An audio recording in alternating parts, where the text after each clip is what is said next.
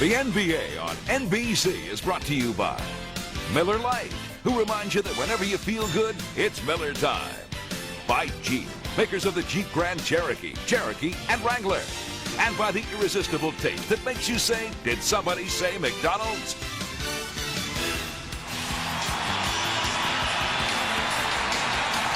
Counting the regular season, the Chicago Bulls have beaten the Indiana Pacers 5 out of 9. Prior to Game 5 of this series, almost all those games were close. In fact, there was only a 2-point differential between the teams through the first 8 games. Then came the Game 5 blowout, led by Michael Jordan, who had 29, and had he been forced to play more, probably could have had around 40. Tony Kukoc, after a slow start in this series, is now shooting 50% through 5 games. And Phil Jackson hoping for his 6th trip to the NBA Finals and a rematch with Jerry Sloan and the Utah Jazz.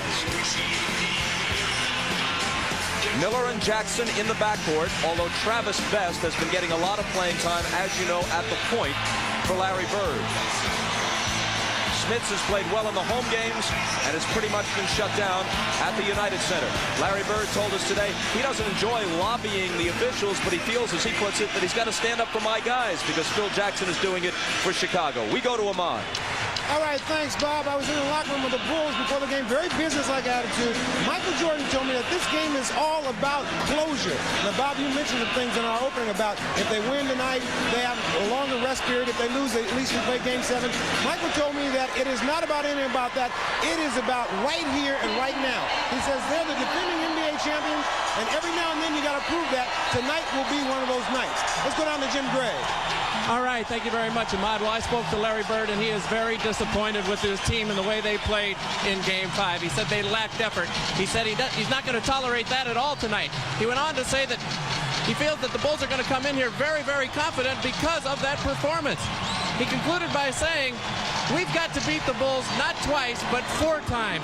I derive absolutely no moral victories or any personal satisfaction in losing 4 games to 2. It means nothing to me. I hope my team understands that. Bob? Jim Banks, and we're underway. The tip to the Pacers.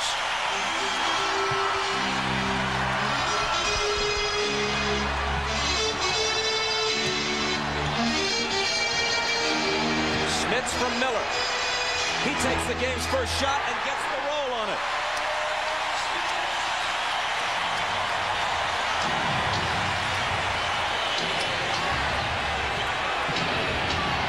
Pittman is cutting and Kukoc sees it. Scotty missed it but keeps it alive.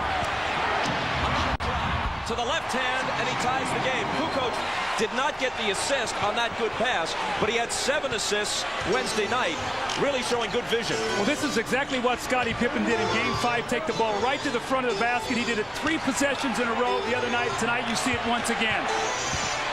Dale Davis bounces off Kukoc, and Indiana reclaims the early lead. And you see the aggression right away that Indiana has, going with Smith directly to the basket and Davis directly to the basket. Harper around the Longley screen. Luke's got it back. And a whistle from Joe Crawford for an Indiana foul. It's on Mullen.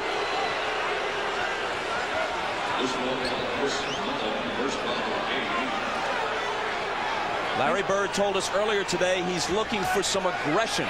Controlled aggression, sure, but some sort of aggressiveness from his team. He felt they were entirely too passive as the game got away from them in Chicago on Wednesday night. Michael with a nice look inside for Longley, but he can't finish it. Now his pass deflected and stolen by Jackson. He's got Miller on his right. Reggie for 3. And Kukoc has the rebound. Those are the kind of open looks they're looking for in transition. But that time they couldn't put it down. Harper baseline. Longley follows.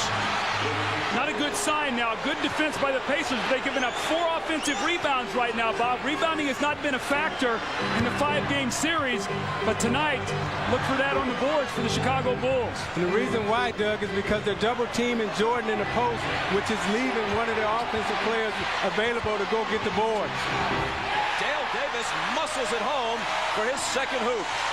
See, that's a matchup that they can exploit all night because Kukoc doesn't have the strength to guard Davis inside. Kukoc from Pippen. Ties it at 6. Tony Kukoc is playing with such confidence. Bobby's a much better player when he starts. Now, I know that puts Dennis Rodman on the bench, but when Kukoc gets into flow and hits his early shots, he's a dynamic player for this team.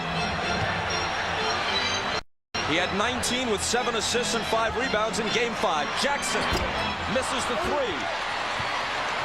Trying to hawk Kukoc from behind, but Tony gets rid of it to Pippen. He may have traveled, no call. Michael's first shot is long. Rebound Miller.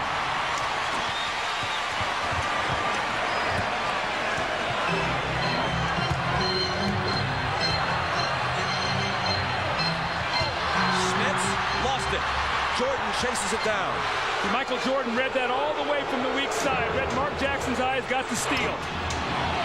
Pippen misses the 3. Davis outlets to Jackson. Mullen with a good look, but can't hit it. Jackson wins the loose ball fight. Smith screening for Miller. And Reggie is fouled by Longley. Chris Mullen missing a moment ago. A bad sign for the Pacers. Because the Bulls are so good defensively, and Mullen at this stage of his career has lost what little quickness he once had, it's hard for him to get his own shot. But even when he has gotten open looks off passes and screens, he hasn't hit them consistently. He's shooting only 35% and averaging only 7 points a game in this series. Bob, what impresses me most about Reggie Miller, the way he started this game, he came out and took an open 3, and then he put it on the floor and drove to the basket. And that's the type of aggression offensively that he must have and continue throughout the course of this game. Good sign also for the Pacers. They came up with 2 loose balls on that possession. They didn't get any of them in the United Center the other night. Kukoc misses a 3. Jackson clutches the rebound.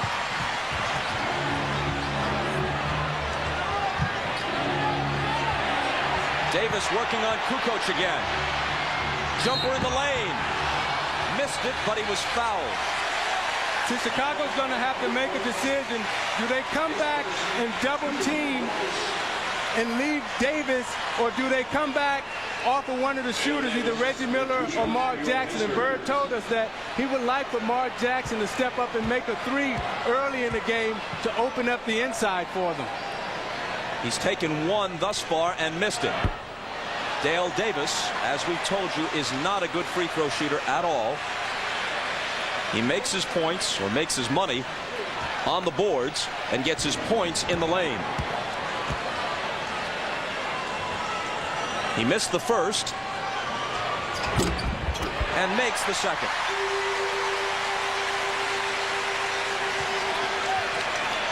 Four minutes in, Michael Jordan hasn't scored. He's missed his only shot.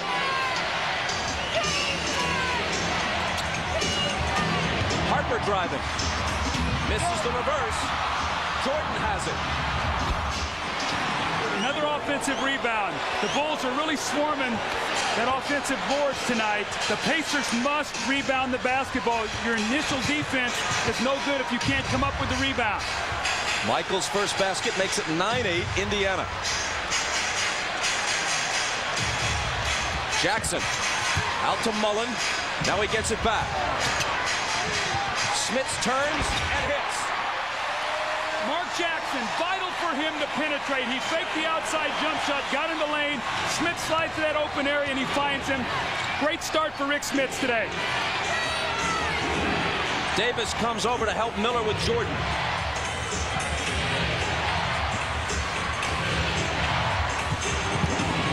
Longley loses control and Mullen takes it from him. Jackson. Smits. Miller hops one from the corner. It's short. Gets it back. Kukoc knocked it away from him. It's still Pacer ball. The clock stops with 6:38 to play in the first. Pacers by 3.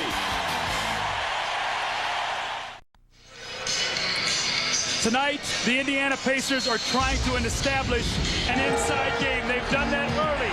They've gone to Rick Smith, the up and under with the good post position. And Dale Davis, having to play Kukoc, says, I'm going to pound inside and use my superior power. 2 inside scores here early. Vital for them to get in the paint early to open up the perimeter. You don't start outside and go inside. You want to go inside, outside.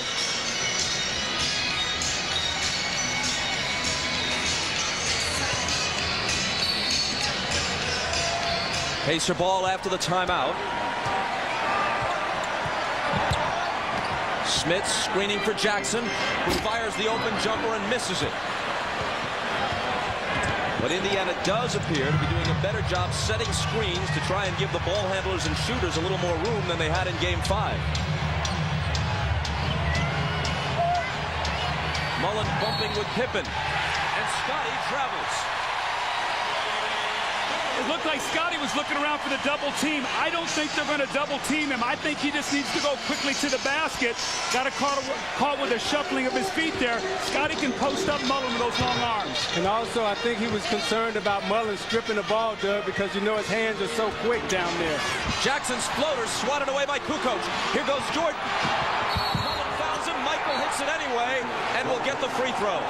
How about that concentration by Michael Jordan? The breakaway, Chris Mullen really didn't want to let him score here, but if you're going to take this kind of foul on Michael, you've got to grab his right arm. And what Chris did, he reaches in and he hits him on the head. Look at the concentration. He keeps his eyes on the target.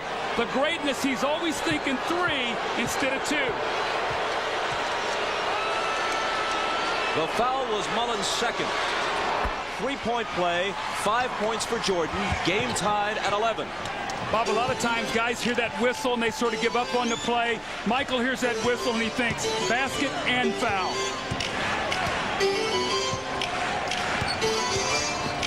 Miller, catch, shoot, no.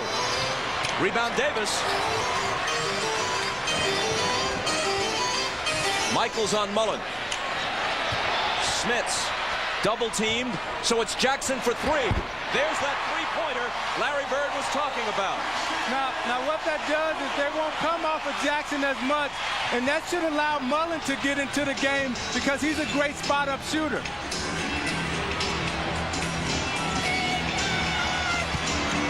Longley, left hand over Smits, and a whistle. The foul is on Smits. Let's go back to the previous play. Isaiah, what this opens up when Pippen goes back and helps, if Mark Jackson will make this shot, then when Scotty closes out, now he can get the penetrating dribble, get in the lane, and find his open shooters, whether it be a Mullen, a Smits, or a Miller. We see Mark Jackson leaving the floor. I think he collided with Michael Jordan on that last play. He's replaced by Travis Best.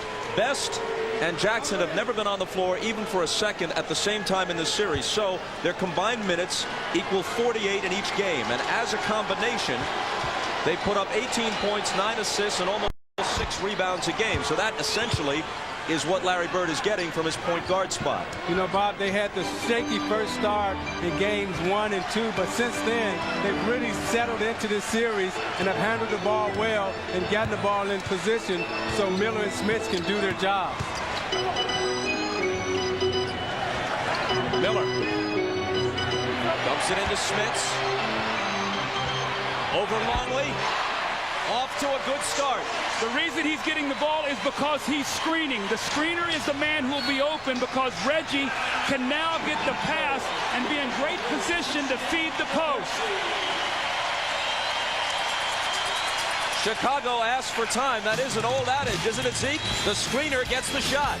Yeah, that's what they taught at Indiana. That's what Bob Knight was big at. You watch Smith setting the screen, and the screener gets the shot. Whoever sets the screen, you sacrifice your body. Now he has position inside. He gives them the up and under and the bucket. And you're watching the NBA on NBC. Yeah, you do it, Zeke. I'm sorry, NBC.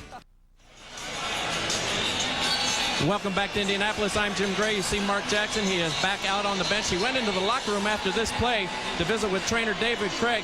He collides right here with Michael Jordan and goes down and hits his left knee. He was concerned and scared about it, just wanted to run it off, get on the bike for just a minute. They looked it over. He's fine, and he'll return to the game. Bob? Thanks, Jim. And entering the game for the first time now after the timeout are Antonio Davis and Derek McKee for Indiana. Scottie Pippen gets inside, but there's a whistle before the shot. And the foul is on Reggie. The moment McKee came into the game, he went right over to Michael Jordan. That put Miller on Scottie Pippen. Now they're going to attack Reggie. If he's got a bad ankle, they're going to go at him. So he's going to have to play some post defense, whether it's Michael or Scottie. Here is Michael with the jumper. Two defenders on him. Soft touch. He gets the roll. Ahmad Rashad tells us that on that same collision with Mark Jackson, Michael Jordan sustained a small cut on his hand, which apparently has been closed because you can't be in the game if you're bleeding. Harper on Miller. He deals it out to Best. 5 seconds to shoot. Best will. And it's way off. Harper kicks it but recovers it. Nearly traveled, but no call. Bulls down by 1. And an illegal defense warning against the Pacers. With play stopped, Dennis Rodman makes his first appearance. He's averaging 10 rebounds and 30 minutes played, as you see, in this series. He averaged 15 rebounds a game for the regular season and 16 a game through the first 2 rounds of the playoffs. But he's only started 1 of these 6 games. Reggie Miller is very upset here. He feels like that Dennis Rodman bangs him on this shuffle cut. And so Antonio goes over and gives Pippen a bump. So you already see the Pacers have put more bodies on the Bulls player tonight than they did the entire Game 5. And Doug, as we talked about in Game 5, the speed of the Chicago Bulls is the thing that gives the Pacers problems. So when you put a body on them, that negates that speed. That's Davis's first. Pacers are over the limit. For complete coverage of the NBA Conference Finals, go online and step into the NBA.com arena. Listen to a live audio broadcast, view real-time stats or shot charts, and watch video highlights of every contest. After the game, look for news, photos, notes, and interviews. NBA.com, your ultimate guide to the playoffs. Pippen, who was 6 of 9 at the free throw line in Game 5, which isn't great but is an improvement over the 50% that he was shooting through the first 4 games, makes them both here, and the Bulls lead by 1. You can see after every made free throw, the Bulls have gone to full court pressure. Davis got inside for the dunk.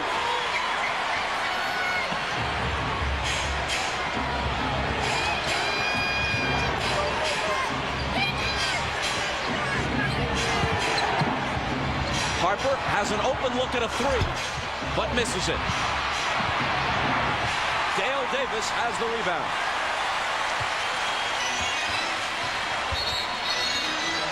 Kicked out by the Bulls. Indiana made 8 field goals in the entire first half of Game 5, going 14 minutes, incredibly, in one stretch, between the end of the first and a substantial portion of the second period without a field goal. They missed 18 consecutive shots during that terrible run. They've already scored 7 times from the field in the first 9 minutes or so of this first quarter. Bob, they've come out and been very aggressive defensively, and that's helped their offense. And you can see at Reggie Miller how he's pushed Michael Jordan off the post. And that ties their first half output, their 8th field goal on the McKee hook. This has also been a pattern. Anytime McKee has been played by Michael Jordan, they've gone at him in the post and tried to post up Michael. That time they were successful. Rodman can't hit it, but does keep it alive, and now he's fouled, and he applauds the judgment of the officials. It's 1 on McKee. Again, you must make Michael Jordan play on both ends of the floor. So McKee is going to try to post him up here. He gets good position. Michael is so very strong down there. But Derek McKee takes his time, uses his height advantage, and gets the little baby hook to go in the lane. Rodman makes the first. Isaiah, have you noticed that Dennis Rodman has had a lot of layups in this series, and it looks like he's shooting them too quickly. He has more time, but he's catching it and just sort of flinging at the basket. I think he'd slow himself down. He'd get himself 3 or 4 layups in these games. You know, that's always been the problem with Dennis Rodman. He really doesn't have an offensive mind. He's only thinking defense and rebounding, and a lot of times he's open but can't convert. Miller's open and can convert.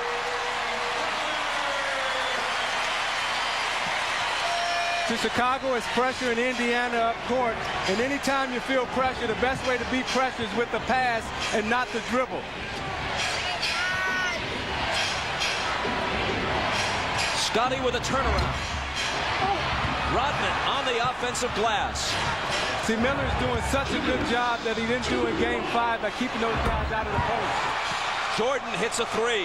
And in this series, he's 5 of 11. That makes him 6 of 12, so he's shooting 50% from the three-point line. And barely over 20% on threes during the season. McKee with the reverse that won't fall. And Rodman with another rebound. We're tied at 22. Michael tongue wagging into the lane. Hits the jumper. He has a dozen. Half of Chicago's output so far.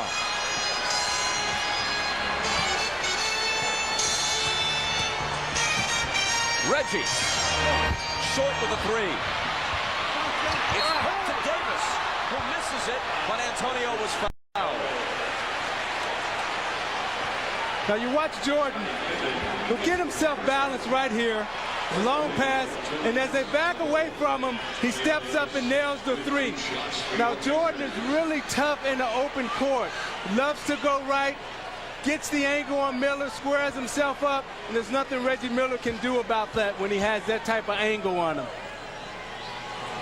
The foul was on Pippen, his first. Randy Brown comes in for Chicago as Davis misses the first free throw. Here comes Bill Wennington off the Bulls bench, and Kukoc will sit down.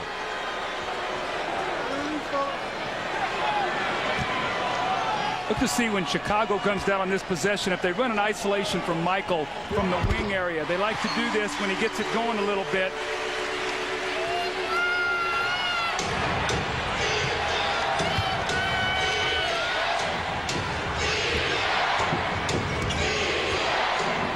Here's Wennington. His first touch results in a shot that's short. Out of bounds and touch last by Chicago.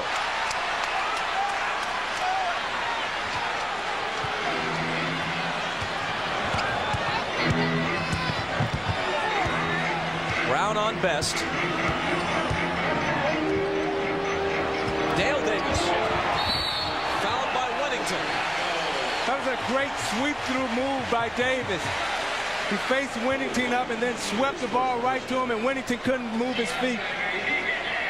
Watch as he established his position. Now there's the sweep. And he's going and he catches Wennington. He can't move his feet, and now you got him beat. That's a great post-up move by Dale Davis. A hand for Jalen Rose, who's preparing to report in, which is all he claims he was doing toward the end of Game 4. The league saw it differently. Said he came off the bench during a fight and suspended him for Game 5. Even with him, and probably with the Indiana National Guard, the Pacers weren't going to win Game 5 in Chicago anyway, the way it turned out. Well, if they would have made that substitution, then Reggie Miller wouldn't have been in to make the game-winning shot, because just who Jalen Rose claims he was coming in for. Now, Bob, look for a 2-for-1 possession here for Chicago right now with 39 seconds. They like to close quarters very strongly. We have a tie game right now. They'd like to get 2 hoops and stop Indiana to go in with the lead. They bring in a shooter in Steve Kerr, replacing Randy Brown. Game tied at 24. Michael knocked away from behind by Rose. Jordan thinks he was fouled. The officials don't.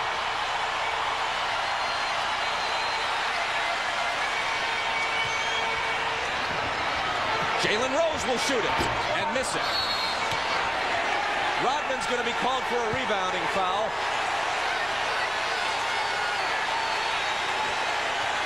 And you see the effects that Jalen Rose has had as soon as he come into the game. I mean, he'll come from behind. He was pressing Scottie Pippen, and he gets a hand on Jordan's shot. That's what they missed the other night, was his defensive ability, his quickness, and he's able to guard Jordan. I think he got Jordan a little bit right there in the face, too, as he came down after that shot. Now, Isaiah, it's going to be very important. Both Davis boys have gotten to the free throw line in this first quarter. It's important they make their free throws. You get in these kind of games where this hotly contested, where there are no layups, free throws become very, very important. And Davis, Antonio Davis, clangs the first one. Now you look at what Indiana's bench has done. That's been the key to their success the whole season, is the way their bench has been playing. However, the problem in this series, Doug, is that their starters have been outplayed by Chicago's starters. Dale Davis rebounds Antonio's miss, but they still come up empty. Rodman has been taken out by Phil Jackson, replaced by Dickie Simpkins. He was still jawing with Hugh Hollins, and I guess that Phil didn't want to risk a tee. Steve Kerr pops and misses at the buzzer. Through the first 12 minutes, tied at 24. Jordan with triple Miller's output. Reggie just 1 of 5 from the floor. No advantage established yet. Back for the second quarter at Market Square after this. This is, as you know, the NBA on NBC. You're watching the NBA on NBC.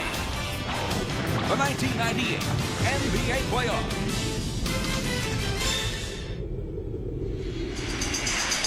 Michael Jordan had a big first quarter in Game 5 and a big game, and he did it in the paint. He had 8 field goals in the paint in Game 5. Tonight, he has 12 points, which is dynamic. But look, only 1 inside the paint. Now, will that take its toll on Michael as the game goes along? He's working very, very hard. The other night, they gave him easy scores. And in the 10 wins, you can see he averages 6 field goals in the paint. And in the 3 losses, only 2. He goes out more on the perimeter, and his free throws come down. Tonight, that's been the same pattern. He still has 12 points. But what will that mean as the game goes on? As we begin the second period, Jordan on the bench, Rodman back in the Chicago lineup. Scott Burrell makes his first appearance. There's Burrell with the ball. Longley to the cutting Pippen. He was fouled, nearly a three-point play possibility. Isaiah, you know this because you played against this Chicago Bulls triangle offense. When that ball goes into the post and you're guarding the corner, you have to drop off, and you cannot get beat on that baseline cut. And they're consistently getting beat on that little give and go from the center on that baseline cut. Yeah, right now, Doug, they're so aggressive that McKee, he should have dropped off and cut the baseline. However, in the triangle, in the triple post, what concerns you is when you drop in there, Scottie Pippen coming over the top for the split cut. So that's why this offense is so good for the Chicago Bulls, because it totally keeps you off balance. So far tonight, Pippen is 4 for 4 at the line.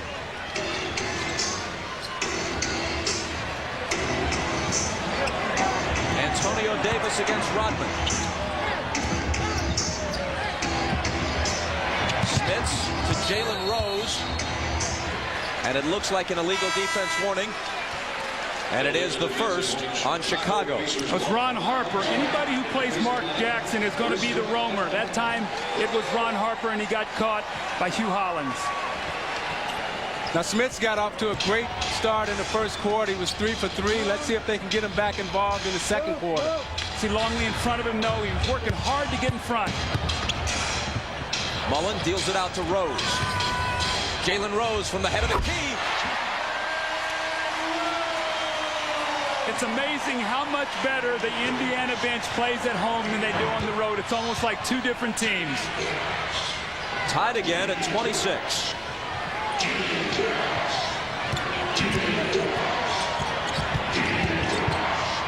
Harper double team. Finds Longley. Now Rodman. Misses the bank attempt, and Jackson has the rebound. Jackson pulling up in the lane, ball knocked free, and Rose chases it down.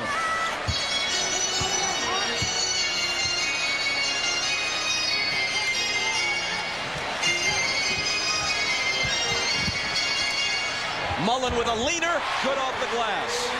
They need Chris Mullen to give him some points because he's a liability defensively otherwise. So when he's out there, he must look to score. That was his first basket.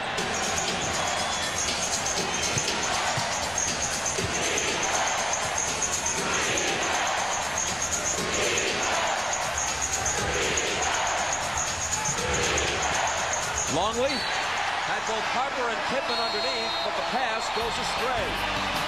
Pacers have the ball and a 2-point lead. And we'll be back. The NBA on NBC is brought to you by Budweiser. Now is the perfect time to enjoy a fresh, cold Beechwood aged Budweiser. By Toyota. Every day belongs to you. Make it count. Toyota every day. And by Snickers. Not going anywhere for a while? Grab a Snickers. Hungry? Why wait?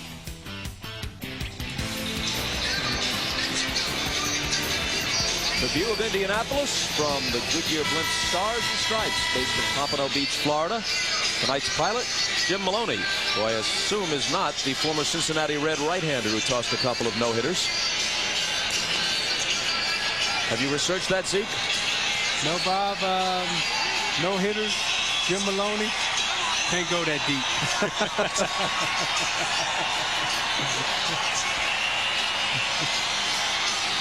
But we have depth when it comes to sideline reporters, including Jim Gray. All right, thank you very much, Bob. Well, Larry Bird wants Rick Smits to stay involved in the game offensively, not just occasionally, but every time down the court. They need his offensive input, and they need him to touch the ball and work the ball around and pass it or go to the hoop, like he has right now. Bob? Good call, Jimmy. That was a great screen by Antonio Davis that freed up Rick Smits coming across the lane. And Scottie Pippen more reluctant to help because Mark Jackson hit that three-point shot. Timeout, Chicago. Pacers matches 9 points back. Trivia question, courtesy of the Pacers. The Chicago Bulls, specifically Luke Longley, did a wonderful job on their defense against Rick Smits. A lot of it due to the poor screening. He got pushed off the block. He shot fading jump shots. He got in front of him. He pushed him off the post. And when he went to the basket, he got help. It was a long night, 3 for 11 from the floor, and a long night also for the Indiana Pacers. Tonight, Rick Smits, he's been a different player here at home. He comes off the back screen. It's a double back screen. He catches it in the post. He takes his time. He looks around, gets his rhythm, fades away, and a little patented baseline jumper. After the timeout, Bulls trail by 4. This is the biggest lead for either team. It's been close throughout. Pippen's floater's no good. Harper has the offensive rebound. I think Smits may have got away with a goaltending right there.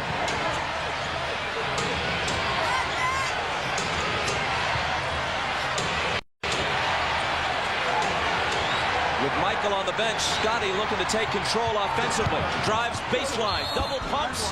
He's coming to the line with a chance to complete a three-point play. Bob, what happened on that play in Isaiah? You had Rick Smits strung out in the corner, Gordon Scottie, and you got to push him back to the middle to help. Mark Jackson was running over to help him. You probably see him come in the screen to come over to double team, but Smits lets him go baseline where there is no help. And now you give up the possible three-point play. You always have to push your people to help. Doug, you know, a lot of times when you're guarding someone in the corner and you see that defender coming to help you out of the weak side of your eye, you have a tendency to relax a little bit, and that's what Smits did. He relaxed a little bit, and Pippen faked him and went baseline. He really took a shot, wincing a bit as he stands at the line. Here's Ahmad. That's right, Bob. As Scottie Pippen walked towards the bench, he was really out of wind as he was driving to the basket. He took an elbow by Jalen Rose just as he let that ball go, but obviously he's still able to continue playing. Bob? And a three-point play as he's 5 of 5 from the line tonight. The foul on Rose was his first. Jordan checks back in, and it's a 1-point Indiana lead. Pacer ball.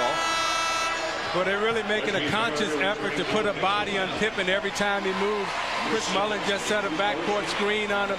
Pippen ran into some contact, and that's what they did so successfully, Doug, in game 3 and 4.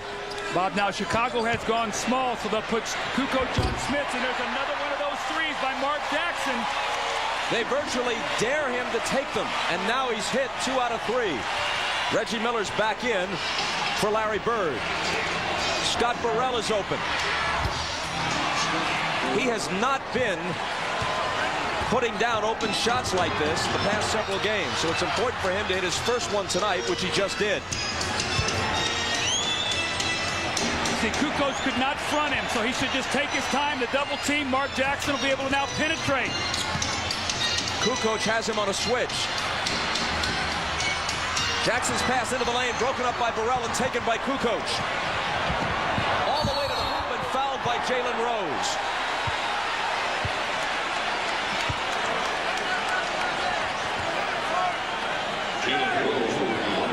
And here's Jim Gray. All right, Bob. Well, there's been so much talk about Reggie Miller's sprained ankle in Game 4. He said he shouldn't have been out on the court. He hit the game-winning shot. Felt the same way going into Game 5. Also said it publicly. Larry Bird said to him, hey, if you can't be on the court, I don't want you on the court. That's what he told us today, Bird. He said, come to me before the game. If you can play, we'll play you. If you can't play, I don't want to hear after the game that you shouldn't have been out there. Reggie gave him the thumbs up, gave me the thumbs up, and he's out there playing. Bob? Thanks, Jim. Zeke, concealing or downplaying injuries is part of the game, especially in the playoffs. You're absolutely right, Bob, and you never want to let on that you're injured in the playoffs, especially if you're the leader or the superstar of your team, because that gives the Chicago Bulls a right to attack you. The ball was kicked, and the Pacers will have it out of bounds. Larry Bird was telling us in his office today about the '87 finals between the Celtics and the Lakers, two of the greatest teams in NBA history, and Kevin McHale played that series with a broken bone in his foot. I remember that series because they beat us to advance, and Lambeer, every time McHale came down and tried to post up, Lambeer was kicking him in the foot. Jalen Rose hits the open J. I can't believe Bill Lambeer would do something like that unless you told him to do it. Hey, we wanted to win, and we would have done anything to beat the Celtics at that time. Lambeer was, of course, a noted pacifist. Here's Kukoc. Bulls trail it by 3. Jordan has trouble with the dribble. Ball loose. Michael turns it over.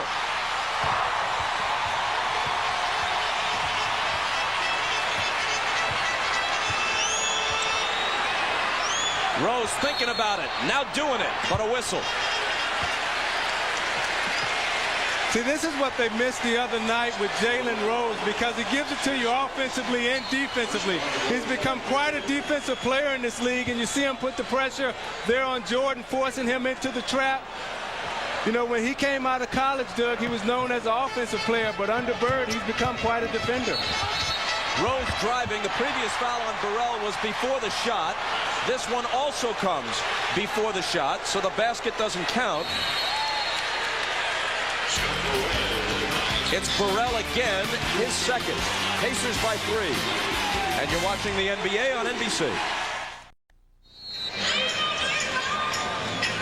Now, with Jalen Rose being back in the game, and he's so important to this Indiana team offensively and defensively because he can create his own shot. You see him take the J off the dribble, and then he can square up and take the J. And look at him defensively as he forces Jordan into the double team. They feed off his energy, his emotion, and most important of all, Doug, he brings a toughness to their bench that they didn't have the other night. I took the words out of my mouth. Toughness and competitiveness. You have to have that against the Bulls. The same set out-of-bounds play. They run it from the other side. It's a staggered back screen for Rick Smith's great low post position and the score. See, Doug, they're getting Smiths in the post off the move tonight. Games 5, they were trying to just have him use his strength against Longley. Kukoc answers at the other end. Meanwhile, Smits is 5 for 5.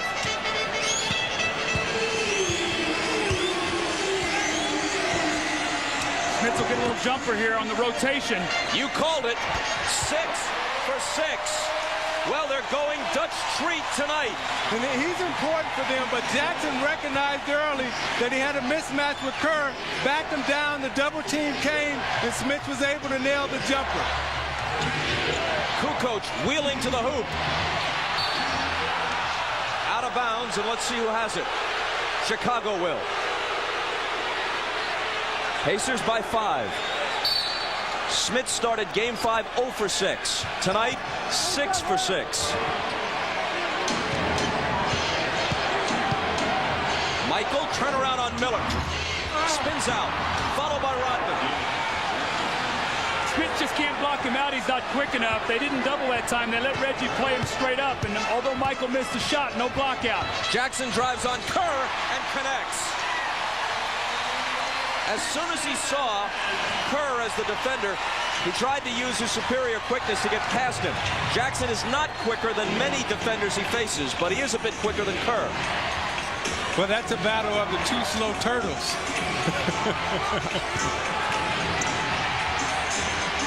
Burrell with a three. It's an air ball out of bounds to Indiana. See, Bob, the thing that I'm noticing right now is how tough Reggie Miller is defending Jordan in the post. You're never going to stop him. However, he's giving him some resistance tonight, forcing him to that mid-zone area as opposed to letting him back him all the way down. Let's see if they go back to the screen and roll again with Smith rolling out for the jump shot. Here's Smits. And an offensive foul. Offensive foul on Indiana. Rick Smits is right here. They're going to force it down. The help. Rick Smits works right over here for the jump shot. Michael Jordan doesn't rotate, and that's Rick Smits' spot. They know they can get that shot anytime they want it.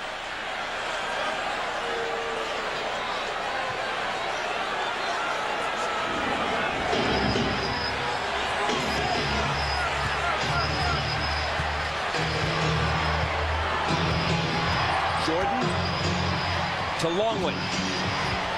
Back to Michael for the reverse. He was fouled.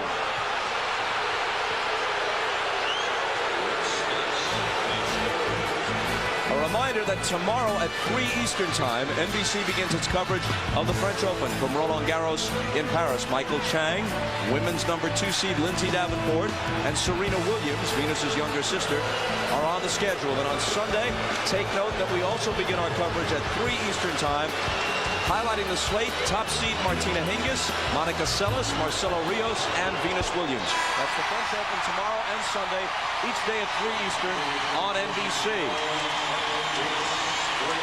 Smits, picking up his third foul, has to go out. It hurts to sit him when he's hot, but Larry Bird has no choice. Michael missed the first one, but not the second. You can also see with Chris Mullin not getting it done offensively and Jalen Rose being back, he's getting the bulk of the minutes tonight with Mark Jackson and Reggie Miller. Now it's Jordan on Jackson. Here's Rose driving. Pull-up jumper. Jalen Rose came to play after being forced out of Game 5 with the suspension. Jalen Rose has been huge in this series. He's becoming a big-time player in this league. I'm so proud to see him growing up and accepting the challenge. The last 3 times, the Pacers have beaten the Bulls twice in this series, and their last meeting of the regular season, Jalen Rose had big games each time. Jordan. It'll be Pacer ball.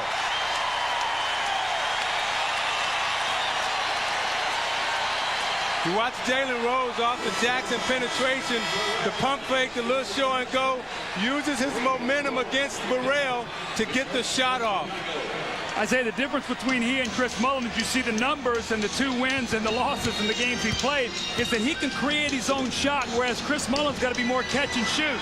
This is a speed series, Doug, and you got to have speed to play against the Chicago Bulls. Pippen's back in. Jalen Rose. This time he misses. A foul as they battle for the rebound, and it's Longley. See, they caught Longley holding Davis's arm underneath. He was out of position, and he went up for the rebound, and Longley locked his arm underneath. 2 on Luke. Each team with 14 fouls in this quarter. They'll each be over the limit with their next one. Antonio Davis. Jackson. 3 of 4 on threes in this first half. If Scottie Pippen is going to double team, Mark Jackson must make that shot. Thus far he has. Pippen to the hoop.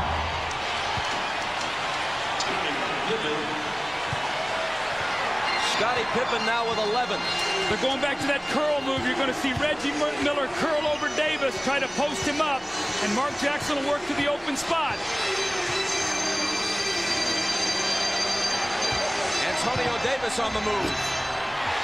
It hung on the lip and then fell home. See, they're making Longley move his feet. They're pulling him out 15 feet away from the basket and letting Davis use his foot speed to go around him. Listen to the crowd at Market Square, all of them on their feet. Pacers by 9. Pippen can't cut into it.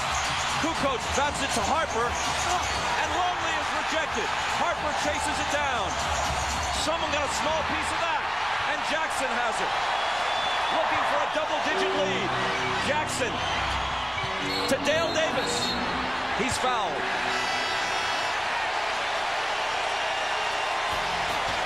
The momentum did not travel along the interstate from Chicago for the Bulls.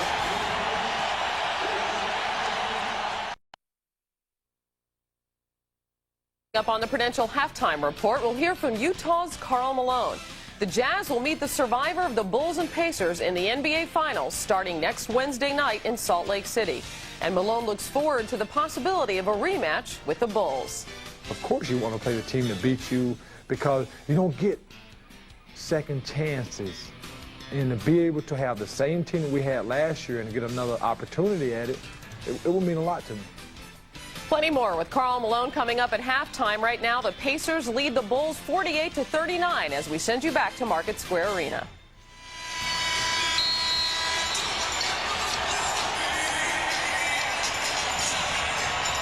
All right, Hannah, we'll be watching and listening at halftime. Doug. Bob, let's take a look at what happens when Mark Jackson. Here's Scottie Pippen. Now, he's going to give help on the drive. This is the first time they run the play.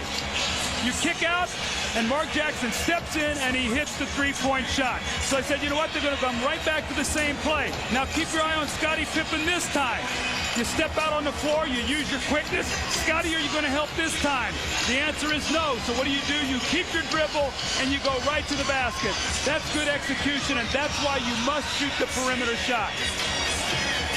After an utterly miserable first half in Game 5, in which they missed 18 straight shots in one stretch, the Pacers are shooting 61% in this half, and they've made 11 of 12 in this second quarter. But one thing they cannot cure is Dale Davis's inefficiency at the free throw line. He misses again. The Davis boys combined are 3 for 9 right now from the free throw line. Remember, these guys are getting there. They've got to be able to convert. They could blow this into a double-digit lead by half. The reason why they're so successful on offense this first 2 quarters is because they only have 3 turnovers. They're handling the ball much better than they have in the past. Davis's second free throw does establish a double-digit lead at 10. And now Pippen loses it. Here comes Jalen Rose. He's got Miller on his left. He pulls up and fires. And back rims it.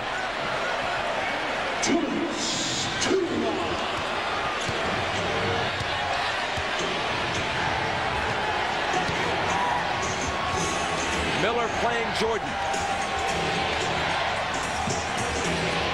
Pippen from Rodman for 3. Big basket for Chicago. They're within 7. See, when that ball goes into the post, if you drop off, as Mark Jackson did, then Scottie Pippen can step back and shoot the 3. But you'd much rather live with an outside jump shot than a layup. Pippen has 14. Miller is open on Jackson's pass. Got a good look, but couldn't hit it.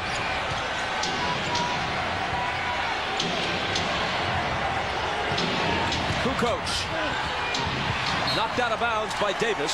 Chicago ball, 11 on the shot clock. Now, Isaiah, remember now, Michael out of bounds on this play. You've got to watch that he doesn't get the lob. You know he's going to come off. Boy, look for it that time, and Longley stepped back. Longley on the move. Hits the sweeping left-hand hook. They've cut the 10-point deficit in half. It's 49-44 with exactly a minute left in the half. You know, I think Reggie Miller right now, Doug, is settling for too many long J's. He has a chance and the opportunity to shorten the shot, but right now he's settling for the three-point line. He's 1 for 6 in this half. Well, Michael's chasing him, so he is not letting him get open. Chasing him from side to side. Here he is again. And now he's 1 for 7. But Davis gives them a fresh 24, and it's Jackson missing this 3. Jordan back. Pippen for three. Out of bounds to the Bulls. Remember, Jalen Rose had a breakaway jump shot from about 12 feet that would have given him a 12-point lead. If the Bulls can score here, they can cut it down to 3. That's how those little shots and those runs change everything, Bob, especially going into the halftime break. You know, and Jim Gray told us that Bird told his team in the huddle that these last 2 minutes was the most important 2 minutes of their season, because he knew Chicago was going to make a run here to try to cut the lead, and they have. Shot clock and game clock virtually identical.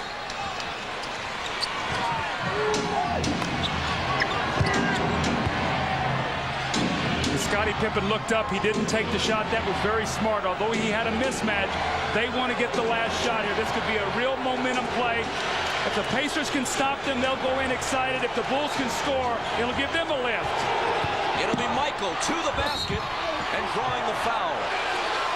How about the strength of Jordan in the air, absorbs the contact, and knocks Dale Davis back. There was not going to be any jump shot on this play, Isaiah. So you watch him use his momentum here as he comes right, goes into the air, absorbs the blow, and he's coming so hard he knocks Dale Davis down. That's how strong he is. But the difference in the game tonight and in game 5 is he and Scottie and Tony went unimpeded into the basket and laid the ball in the basket. Tonight, Indiana's putting their body on him. 2.8 seconds. In theory, time for Indiana to get off the shot.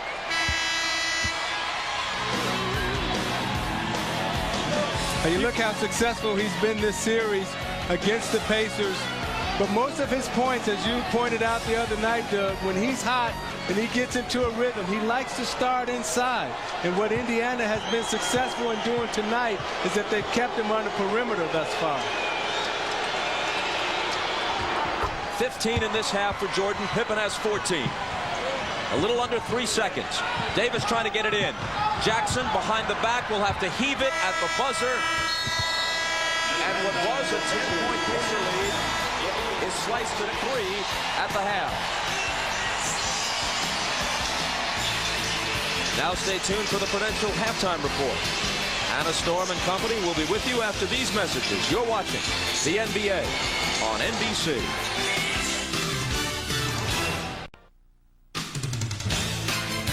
This is the Prudential halftime report, brought to you.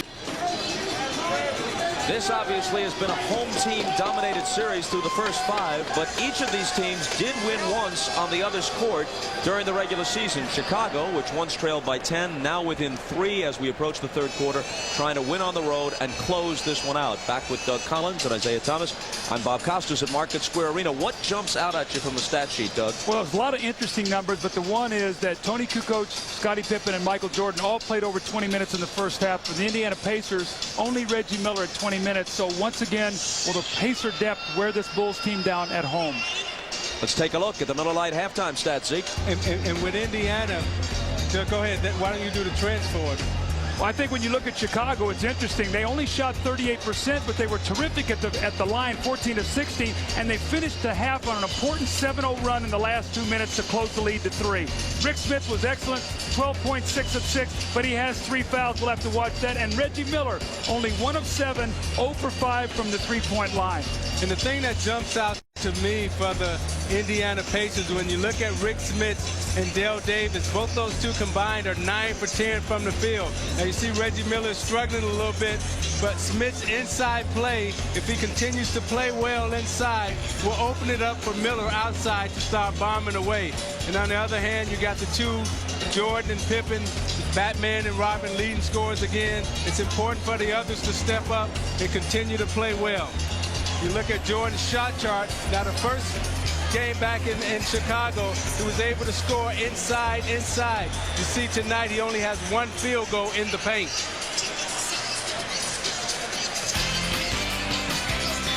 "24 minutes to decide whether it ends here or we return to Chicago."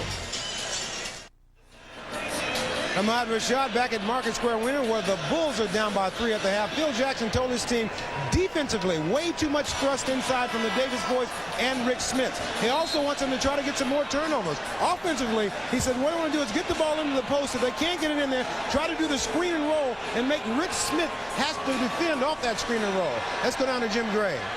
All right, thank you very much, Ahmad. Well, Larry Bird told his team he played 22.5 minutes of great basketball. He said that's not enough. You can't have any lapses. It was a 7-0 run. He wants to keep Rick Smith on the court. He told him at halftime, be aggressive without getting carried away and picking up some silly fouls. As for Reggie Miller, he wants him to keep shooting the ball even though he's only 1 for 7. And he wants to protect the ball. He was happy with the 3 turnovers. Bob? Thanks, Jim. Chicago ball. Trailing by only 3. Jordan looks to cut it to 1 as he splits 2 defenders and does what seemingly only he can. When Rick Smith almost picked up his 4th foul there, that would have been devastating for this Pacers in the first possession of the 3rd quarter. Jordan gave him the up and under, and you have to honor all of Jordan's fakes because he's so good offensively. That's what makes a good offensive player, is when he can score in a multiple ways. And now Smith juggles it out of bounds. 9 unanswered Chicago points dating back to the end of the 2nd quarter. And now they can take the lead if they score here.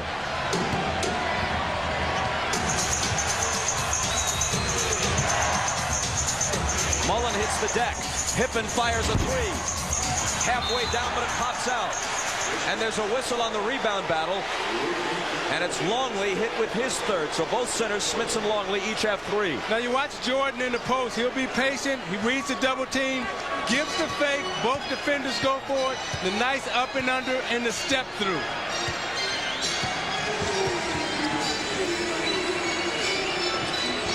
Dale Davis baseline. Out to Jackson, and now Mullen. Good look at a 3. And his shooting woes continue. That was a true brick. I can't remember the last time I saw Chris Mullen shoot like this in a stretch of games. We all remember seeing Michael Jordan do that night after night. Chicago, with 11 straight points, has turned a 10-point deficit into a 1-point lead. It's going to be interesting to see how long Bird will stay with Mullen. Miller, and that's way off. Didn't draw iron. The Bulls score here. I think that Larry Bird's going to need a timeout. They're on their heels. Pippen misses the 3, and Davis has it.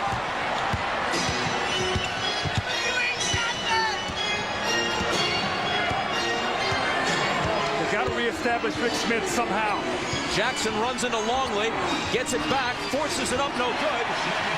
But Davis is there to clean up the mess for the Pacers' first basket of the half.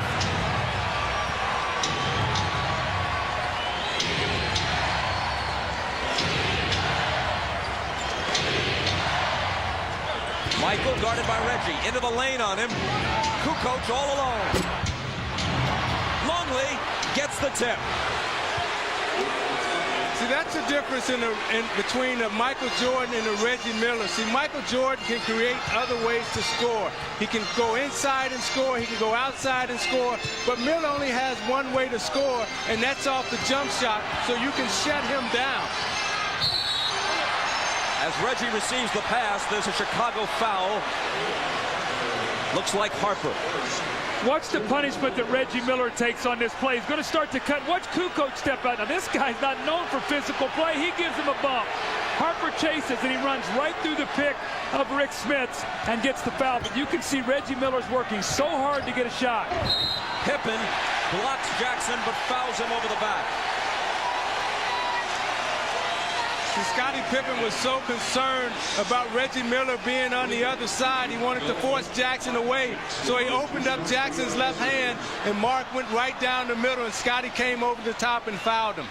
Now, what we saw in the first half was when Chris Mullen could not get it going, Larry Bird wasted no time coming in with Derek McKee and Jalen Rose. So he's going to give Chris Mullen, I'm sure, a chance here, maybe to get some shots. But there is no tomorrow. This is an elimination game now.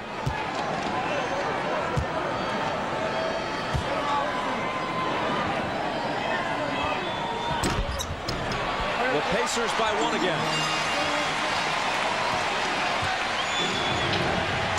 Market Square much quieter than it was throughout the first half.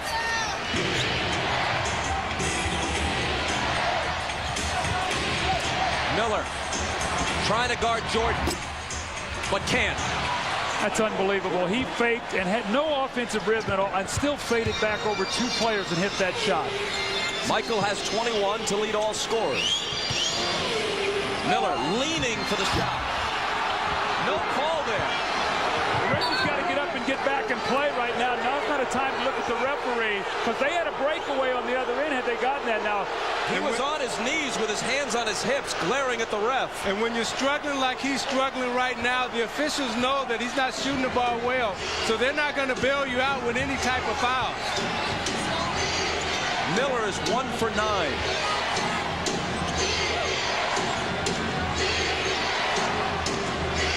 Another Jordan jumper, and the same result. As he continues to sizzle, Miller is ice cold. See, with this group right now, neither Reggie Miller or Chris Mullen are hitting, and they've become once again a perimeter team. They've got to try to get the ball inside. To Dale Davis this time, and it's Jordan who fouls him. Michael, though, meanwhile, is 9 of 13, while Miller is 1 of 9. Watch this pump fake, Isaiah. Look at this, and then he gathers himself. Here comes Smits with the hand, and the great players get the great bounces. And in this time, he steps out and he squares him up. Reggie says, I'm going to give you some space. I'm going to give you the jump shot. Michael says, I'll take it, and he buries it. And you know why it makes it look so easy is because his game is so complete, Doug. You know, when you're guarding a great offensive player, you have to honor every fake he gives you because he just might go that way. And with Jordan, you have to go for every move that he gives you. If not, then you step back and you give him the J. So when you're talking about Michael Jordan, his mindset is either I'm going to make the shot or I'm going to miss it, but you as a defender have nothing to do with it. Again, 1 of 2 for Dale Davis. Mullen just went to the bench, replaced by Derek McKee. See, now Miller will guard Pippen, and they'll put McKee on Jordan, who's a little bit taller defender. So Scotty's going to take Reggie Miller into the post. They are just abusing Reggie. There's not going to be an off night. Whoever he's guarding, they're going to go right into the post against him. They did it the other night also. Bulls by 4. Let's see if Smits can answer. He can. See, Smits is on the move into the post. He's not fighting lonely. And when he's on the move, he can use his speed. 14 points on 7 of 7. See, Scotty wants it in the post once again. He told Luke, get out of here. Jordan fires a 3. It's just short. Smits takes the rebound flat-footed. Pacers can tie or take the lead with a 3. So McKee really working hard in the post now. Scotty helps. Mark Jackson will have the 3.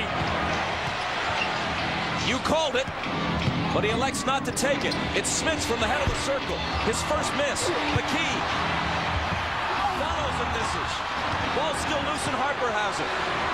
Now to Pippen. Michael on his right.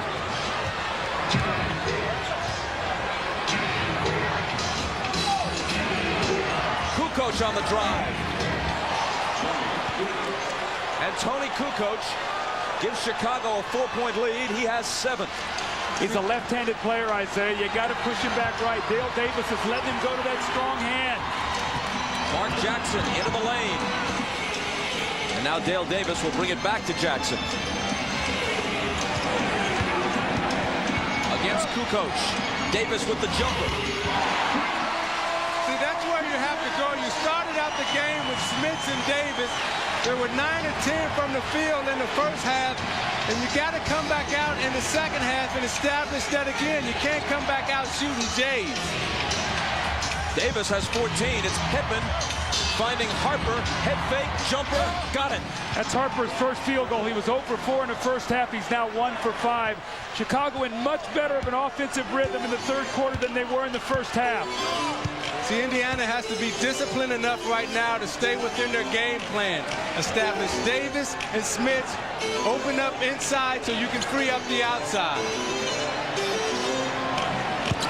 It's Davis wheeling on Kukoc, who fouled him.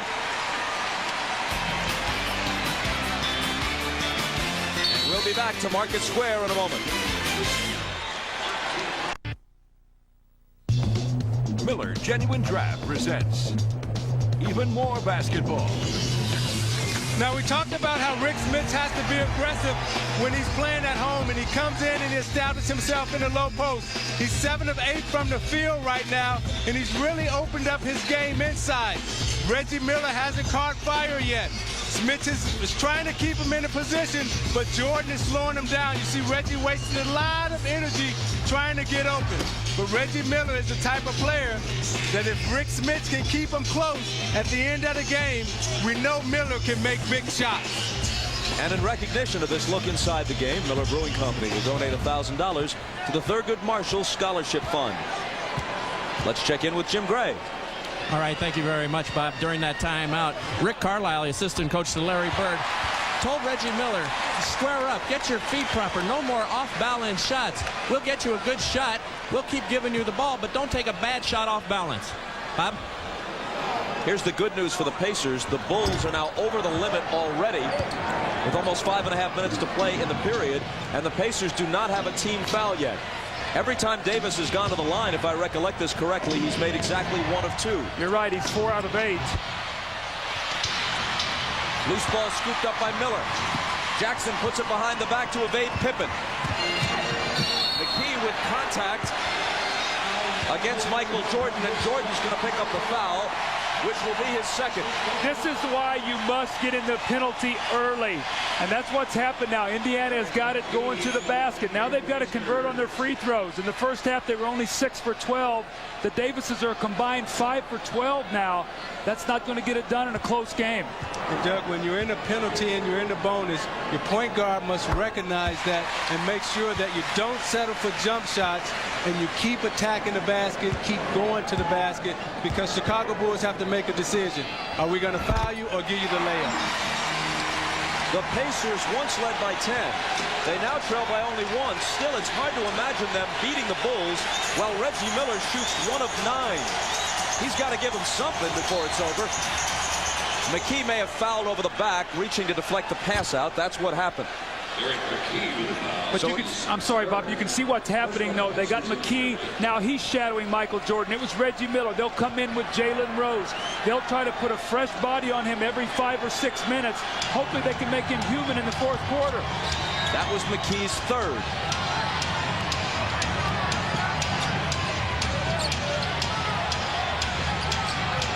Kukoc backing in. Fade away. Won't go. Smith takes the rebound. Jackson looks to push it up the floor, but Harper cuts him off. Smith from Davis. He was fouled from behind by Harper, but can't believe he couldn't complete it with the slam. Well, you know what happened, Bob? He didn't know that Harper was behind him. Otherwise, he would have put 2 hands on the ball. He thought he was wide open. Kukoc takes himself out of the play. Smith's man's help. Now he thinks, I'm wide open. And Harper comes over and gets a piece of it. If you got 2 hands on that ball, it's a 3-point play. You know, this game reminds me so much of game 3 and 4. When at the end of the 3rd quarter, Bird brought in Antonio Davis and Jalen Rose, and they thoroughly dominated the 3rd and the 4th quarter. Let's see if that happens tonight.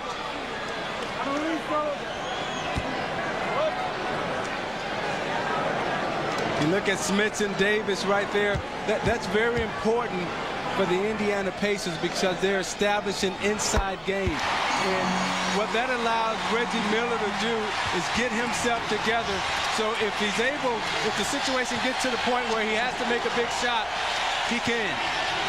Pacers have the lead. Rodman's in for Chicago. There's Dennis. As if he has to be pointed out. Jordan misses the 3.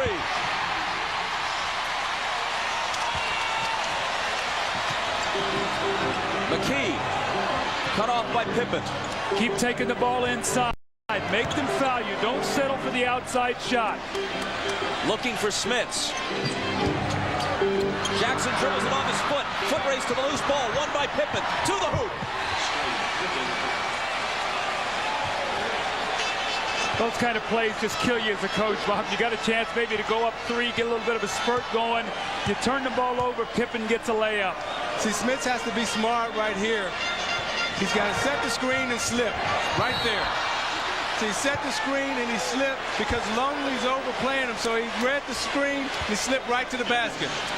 Isaiah, what you're talking about is when Miller comes off the screen, Luke Longley is so aware. Watch what he does. He loses contact with him, and Smits goes right to the basket. That's a nice play and a nice read. Just the movement of Reggie Miller created that for Rick Smits. And Smits must stay on the move, Doug, because he doesn't have the body strength to fight Longley inside. The first half he was successful because he stayed on the move. Smits, in his 10th year out of Marist, made the All-Star team this season for the first time in his career. And you notice Smits improving in every series. He'll start slow, but as the series goes on, he gets better and better because it takes him a while to figure out the defense underneath that teams are running against him. He makes 1 of 2. The game is tied at 64. Travis Best in now guarding Pippen. Will Pippen take him into the post, and they'll punish him in there? He looks to do it. Now backs up to the side. It's Jordan. Quick turnaround. Michael Jordan gives Chicago the lead and gives himself 25 points. And you see Jordan wearing that right side of the court out. The shots that he's made this quarter, most of them will come from that right side. Miller in the lane. Tried to put it up with the left hand, and now the outlet pass is intercepted by Jordan. Here's Longley driving to the hoop, completing it, and coming to the line. Reggie Miller got so far under the basket, he tried to switch it to his left hand, and his shot hit the underside of the rim. Then the attempt at the saving pass back up top was picked off by Jordan, and that ignited this break.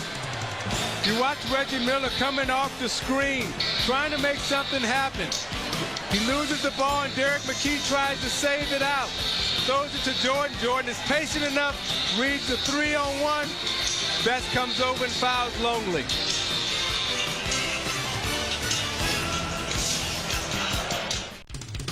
The NBA on NBC is brought to you by Miller Lite, who reminds you that a Miller time can be anything you want as long as it feels good. By Oldsmobile and your local Oldsmobile retailer. And by Reebok, creating possibilities one athlete at a time.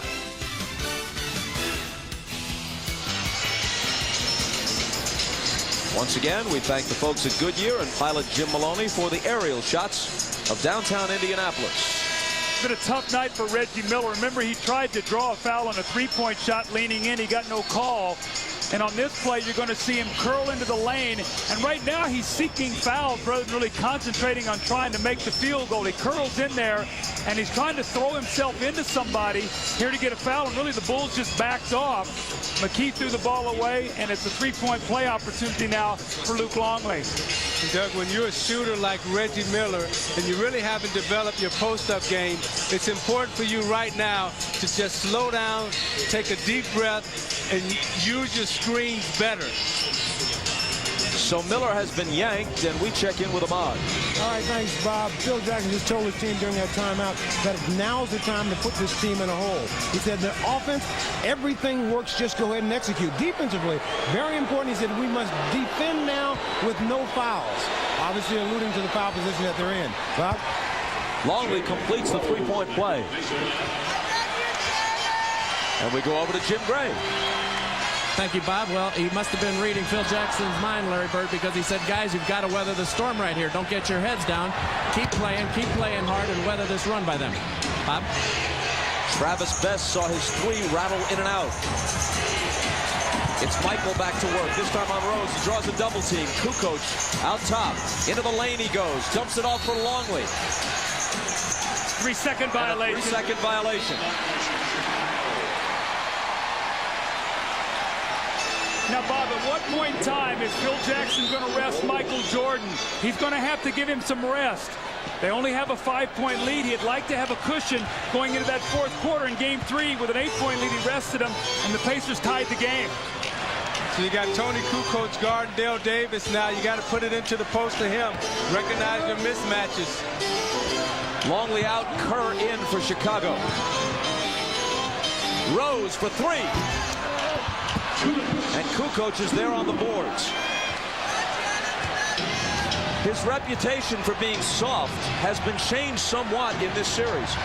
He's taken some shots and stayed in. He's been more aggressive in all aspects of his play. Pippen tried to find Rodman. Dennis didn't see it coming. See, Rodman's offensive mind is to rebound. It's not to shoot. It's only to screen and to rebound. So he's never looking to accept the ball for layups.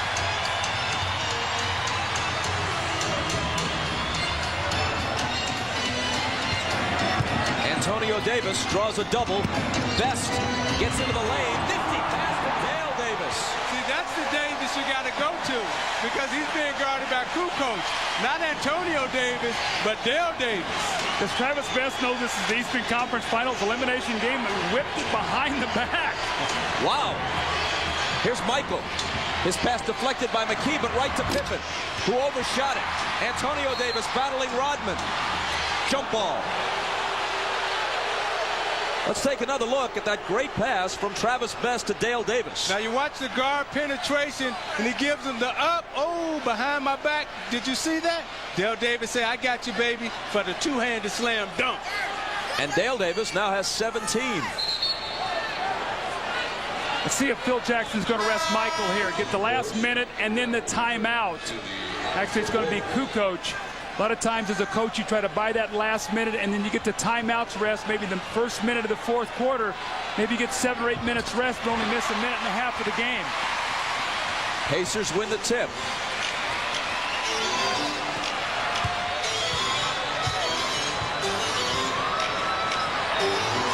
Antonio Davis against Rodman. And Indiana closes to within 1. I'm surprised Rodman's trying not to get in, is not trying to get in front of him, Isaiah. Antonio Davis is alone down there. The crowd's back in it, that's for sure. Kerr to Pippen. Deflected, recovered by Dale Davis, who somehow manages to stay in. Now it's Best. Stutter step to the hoop. Indiana has the lead. Now Travis Best ran over the official Danny Crawford down there.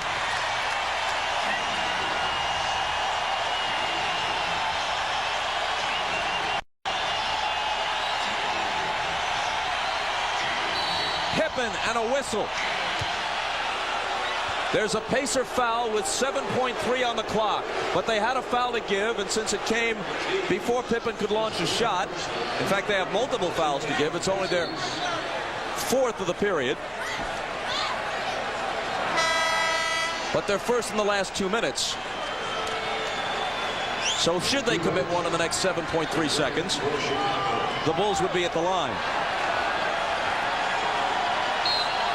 As it is, they put it in from the side.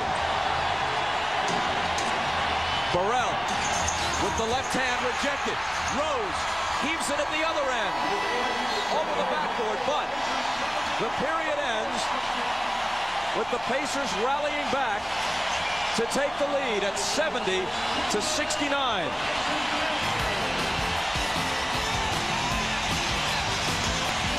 And we're back.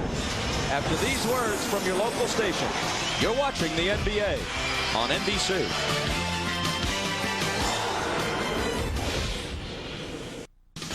This copyrighted telecast of the National Basketball Association may not be retransmitted, reproduced, or rebroadcast without the express written consent of the NBA. Spurts at the ends of quarters. How important have they been? Indiana had a 10-point lead late in the first half. Chicago closed on a 7-0 run, trailed by only 3 at halftime. Then eventually took a lead. That lead was at 5 in the closing moments of the third quarter. But Indiana ends that quarter on a 6-0 run and leads by 1. The fourth quarter will begin with Michael Jordan taking that breather you talked about, Doug. Well, he and Scotty played the entire third quarter. Tony Kukoc 11 of the 12 minutes. 4 bench players right now for the Indiana Pacers. They must make a push and get some cushion with Michael sitting down. Here is Miller. Travis Best missed that time, but he's certainly not afraid. He's not intimidated. That ball almost wound up in the basket. Poked away, and now Travis Best comes up with a steal. Miller gives it up. If he was having a better shooting night, I'm pretty sure he would have taken that open three. Here's Antonio Davis, and it spills out for him. Zeke, it looked to me like Miller had a shot and didn't want it. Well, he's very indecisive right now, but as this game continues, he'll get his rhythm back. It's getting late. Kukoc wants a three. He was fouled, and he's going to shoot 3 free throws. Number 2 on Antonio Davis. Don't forget, tomorrow at 3 Eastern, NBC begins its coverage of the French Open from Paris. 3rd round action. Michael Chang, women's number 2 seed Lindsay Davenport, and Serena Williams, Venus's younger sister, will be our featured matches. That's tomorrow at 3 Eastern, French Open on NBC. Big American Day in France tomorrow. Number of the featured competitors. See, that's a big turnaround. Instead of Antonio Davis scoring that layup and going up 3, you foul Tony Kukoc shooting the 3. He gets 3 free throws, gives a chance to give the Bulls a 2-point lead. And as long as they stay in the lead, it gives Phil Jackson time to rest Michael Jordan so he can have a big finish. The free throw line, the Bulls have been unbelievable tonight. 18 out of 20 now. And Doug, I think another interesting point to watch is to see how long Rick Smith stays out of this ball game, because he's 7 or 8 from the field, and he's really established himself in the low post. Kukoc fouled Davis. See, Davis and Smith have really been giving the Bulls problems. Those two combined tonight are 13 of 15 from the field. So you want to keep exploiting those two matchups.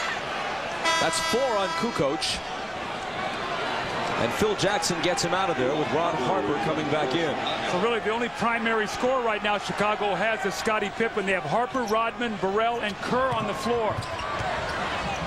Here's Rose. Jumper over Burrell.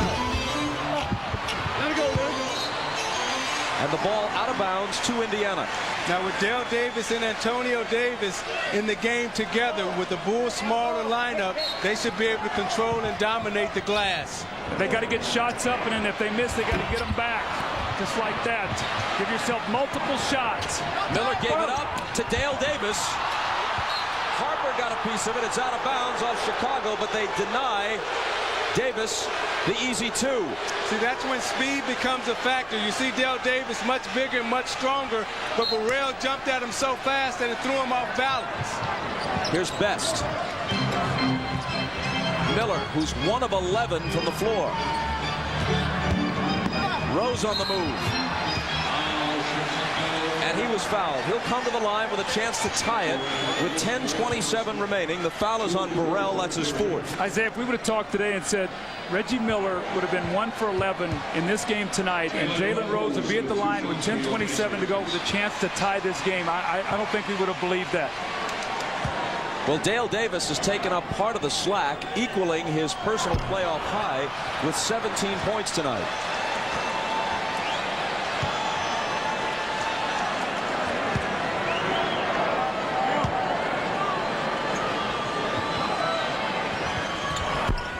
He's missed free throws. Indiana is shooting 78% in this series against Chicago tonight. It's been the free throw line that's been the story for the Chicago Bulls. Rose can't capitalize on the chance to tie it. Still Chicago by 2. Here's Scottie Pippen against Antonio Davis, who fouled Scottie. Antonio Davis was his 3rd. 2 fouls on the Pacers. That's 3 on Davis. Both the Pacers and Bulls with 2 team fouls. Chicago ball from the side. Rodman takes a hook. Why, we'll never know. Rebound Davis. They got to set some screens for Reggie Miller so he can get a shot up, and the Davis boys can play on that offensive glass. Nice pass inside from Antonio to Dale.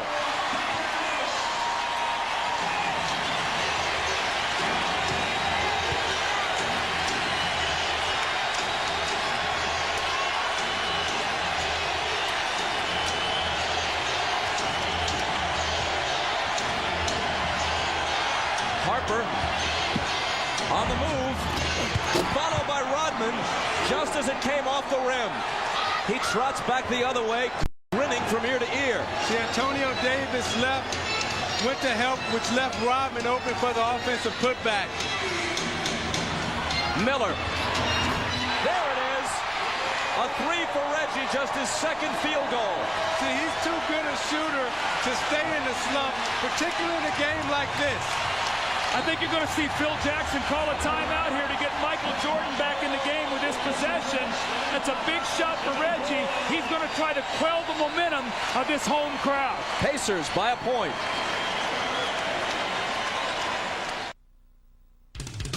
The NBA on NBC is brought to you by Gatorade Thirst Quencher.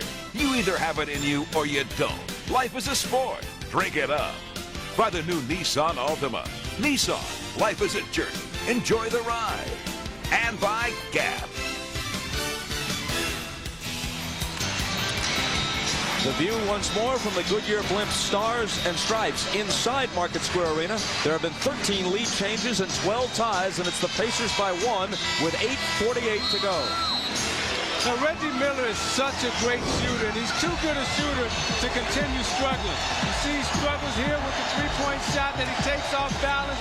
Then he tries to go into the lane to force some contact to see if he can get some rhythm on the free throw line.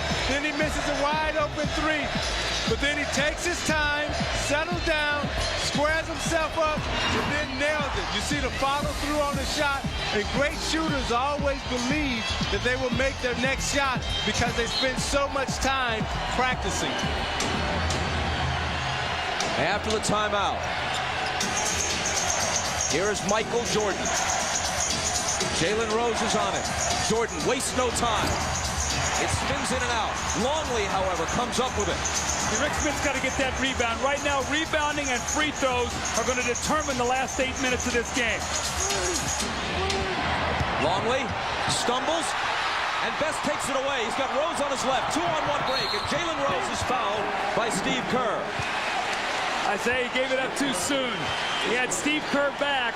What you've got to do if you're the point guard is you've got to drive that ball right to the basket and make him come over and stop you. And then drop the ball off and you'll get a layup. He gave it up too soon, and he allowed Steve Kerr to get over and get the foul. Yeah, or either you play pity pat back there. When Jalen Rose caught it, a quick touch back to Travis Best would have got him a layup. Tell you one thing about Travis Best, though. He's in his third year out of Georgia Tech, so he post-dates their 2 trips to the Eastern Conference Finals that the Pacers made in '94-95. He may make the occasional mistake, but he is not intimidated. He wants to play under pressure, apparently. Well, he played in a big-time program at Georgia Tech, and he was well-schooled as a point guard. He also had Larry Brown, who was good with point guard. So he's learning slowly how to mature into that position. Again, free throws and rebounding. Rose hits the free throws that he didn't make the last time. Pacers by 3. Jordan into the corner for Harper, and now he gets it back. Longley with a long one. Way off. Loose ball with Jalen Rose.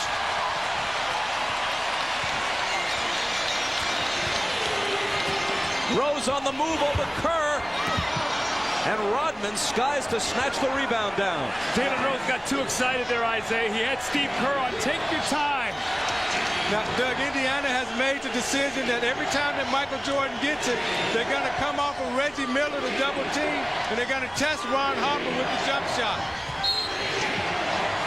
And Joe Crawford blows his whistle for an Indiana foul. Anytime Smith is involved in the pick and roll, it's so hard for him to move his feet. So what you're seeing the Bulls do is lower that shoulder and look to go to the basket. 4 on Smiths. Each team has 3 team fouls.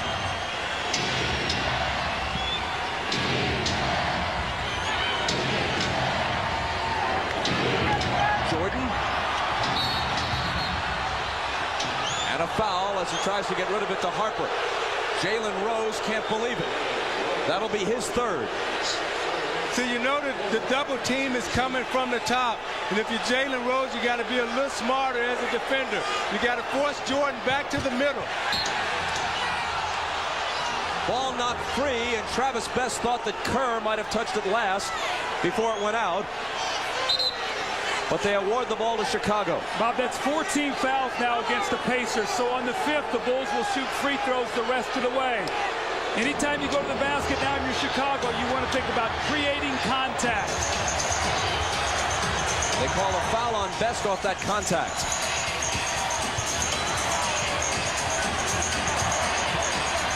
Harper into the lane and outside to Kerr.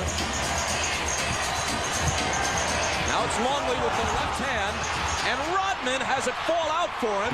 Still he battles and gets it to Longley.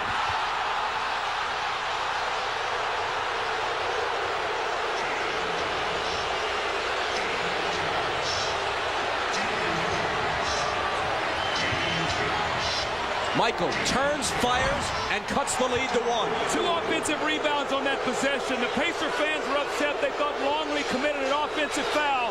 The referee said, you better stand your ground and play on. We're not going to give you that right now. 27 for Michael. Best finds Smits, and Smits finds the bottom of the hoop. See, just a little simple screen and roll. Made Longley move his feet just a little bit, which freed up Smits for the step-back jump shot. 19 for Rick. Harper, short, Longley to follow. Another offensive rebound now. Rick Smits has got to do a job, Bob. When he comes off that screen, he's got to get back into play. He's having a difficult time getting back in there. Best working against Kerr, runs him around a screen. Now Smits gets it back, pops the jumper, and hits it again. See, that's a smart offensive player. I shot the J the first time. I got it back the second time. Now I'm going to give you the pump fake and the dribble getaway move for the easy deuce. He's as hot as Miller has been cold. 9 of 10 for the big Dutchman.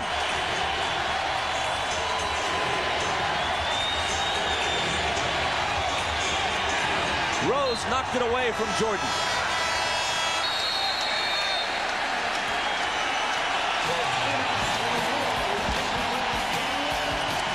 What's Rick Smits now? He comes over to give some help. And there's Luke Longley on the offensive boards. But you know what? If you're going to give up 2, you better come back and get 2. And he follows with back-to-back hoops. This one on a rollout. The pump fake, like the guard. And he shoots the open jumper and buries it. And you're watching the NBA on NBC.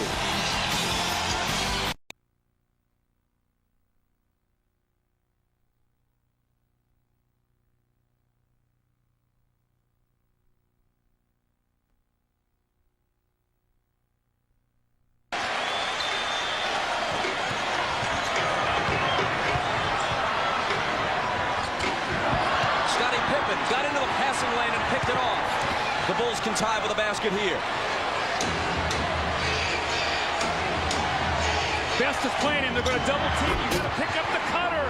The cutter was Harper, and MJ certainly picked him up. The dunk ties the game. See, if you're Rick Smits right now, you can't let Tony Kukoc play you. You got to establish position, get yourself down in there low, and make a shot. Jalen Rose forces one, and Pippen gets a piece of it.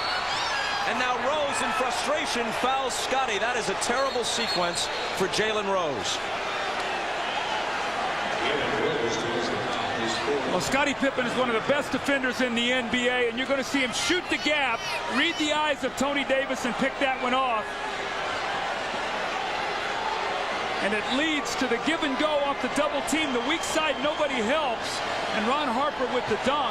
And then the frustration foul by Jalen Rose after he took the tough shot. And Scottie Pippen is at the free throw line where he was 0 for 2 in Game 4. He steps up and knocks this one in. And Doug, the reason why all of that happened is because Rick Smits failed to screen Scottie Pippen. We talked about earlier, the screener gets the shot. And Rick Smits is failing to set screens now as he did in the first half. That was Pippen's first miss at the line. He's 6 for 7 for the night. The Bulls by just 1. And Best brings it to the front court and asks for a timeout, which comes with 3:07 to play in the fourth quarter of Game 6.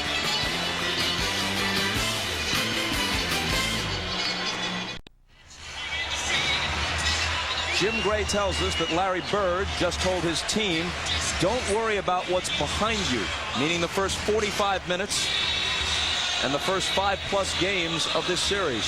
Worry about what's ahead of you, the remaining 307. Normally, down the stretch in a close game, this is Indiana's go-to guy. But will he be tonight? And I think that message was delivered more for Reggie Miller than anyone. Here is Best with Michael all over him. Jordan almost stole it. Rose came up with it and found Smits. Great vision by Jalen Rose. Great vision. Picked up the loose ball, looked underneath the basket, and threw a bullet right to Rick Smits. Smits leads the Pacers with 23. More importantly, the Pacers lead the game again. These are the moments Jordan lives for. Into the lane, turnaround fadeaway. That's why he lives for them. See, I think if you're Travis Best, you got to run at Michael Jordan and make him throw the ball to Ron Harper. You cannot let him beat you tonight at the end of this game. And Dick Harder was screaming from the bench, come double team, come double team. Smits out to Rose. Smits turns, fires, and gives Indiana the lead. With 2 minutes to go, the lead has changed hands 17 times in this game.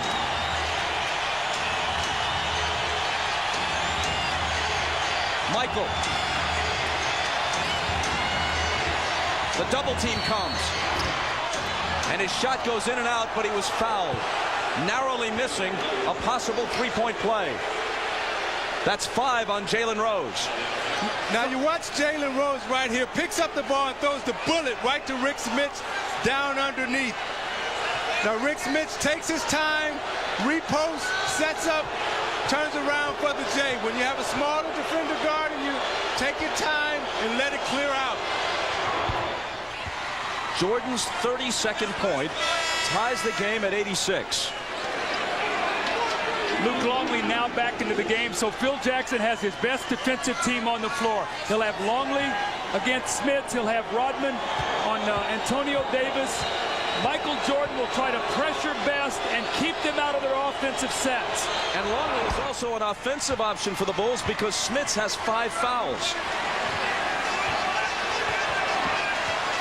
Chicago by 1.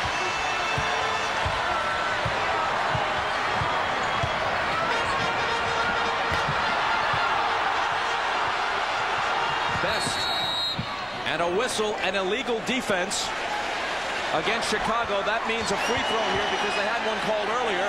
And look at Phil Jackson's reaction.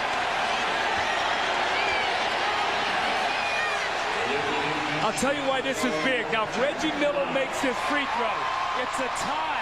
So if they score, you get off that odd point. They've been on the odd point. It would give you a 2-point lead instead of trading back going 1-1 is what they've done the last 2 possessions. And Doug Smits must be smarter right here. Recognize the fact that Longley has come back into the game, so you can't fight him down there. You can't muscle him. Take him out, use your speed, use your quickness to go around him. And Travis Best has got to be very careful not to dribble against this clock too much. Michael Jordan, one of the great defensive players in the league. All over Best. 10 seconds to shoot. Best takes it right into Longley. There's contact but no whistle. And Rodman called a timeout, I believe, as he grabbed the loose ball. Yes, that's what he did. How about the presence and the size of Luke Longley? You had the penetration by Travis Best. Look at Luke. It's like a roadblock. You're going nowhere. And Best just running in place. Rodman was able to get the timeout before he fell out of bounds. Bob, remember now last year, you could not get it if you were falling out of bounds. This year, he had both feet in bounds. Watch that. It's like a wide receiver in football. They're both down. Give it a timeout. Heady play by Rodman. A minute 9 to decide it.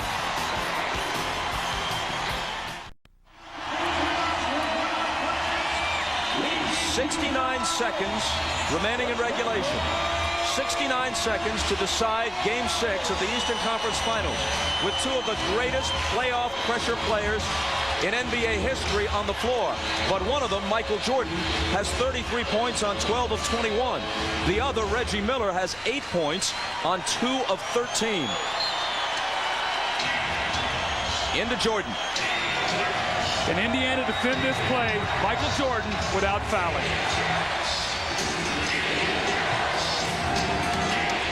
Michael misses it. Loose ball. Out of bounds to Indiana. Now let's see what Travis Best does with it. Jim Gray tells us that during the timeout, Larry Bird echoed your sentiments, Doug Collins, when he said, look, Travis, don't take it into the lane. Don't dribble the ball too much. Direct traffic out there. Well, Michael Jordan now is on Reggie Miller. Best on Kerr. He can beat him off the dribble. So that changes things. He's dribbling it too much. He goes to the basket and hits on the run.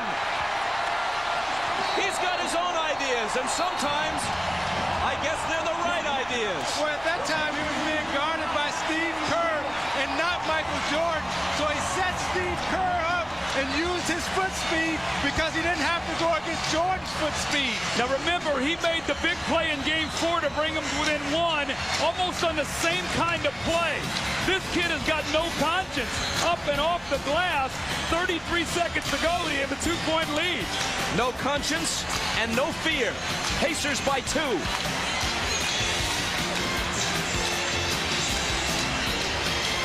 Larry Bird, the demeanor we've come to expect.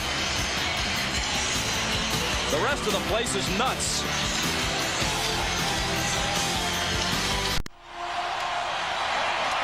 Chicago has 1 timeout plus a 20 remaining. Indiana with 3 timeouts plus a 20.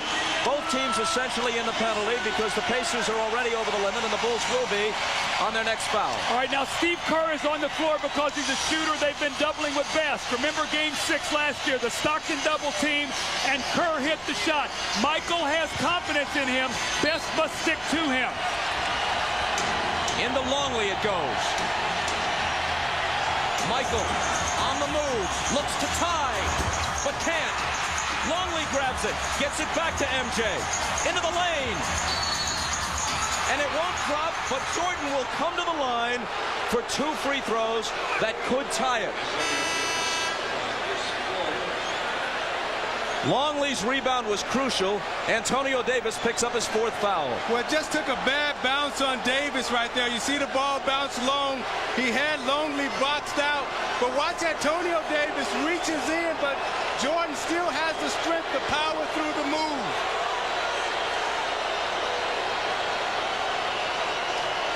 Well, the stone face went away. He finally showed a reaction. Michael needs them both to tie.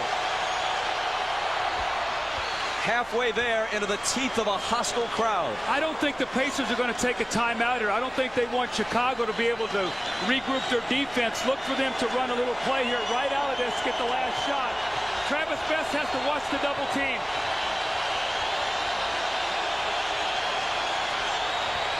Tie game, 35 for Jordan. No timeout, as you predicted.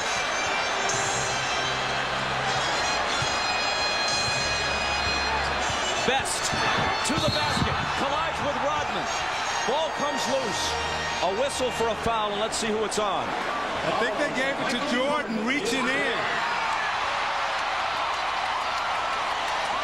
See, Jordan gambled, and Best rolled off of him, used his elbow, and Jordan reached in. Travis Best is 36 of 40 at the free throw line in the playoffs. 8.5 seconds. Got it. Wow. You want to keep it off that odd number. This is huge to keep it to a 2-point lead. That was nothing but net. A 90% guy in the postseason. Hits them both. Chicago uses its last full timeout.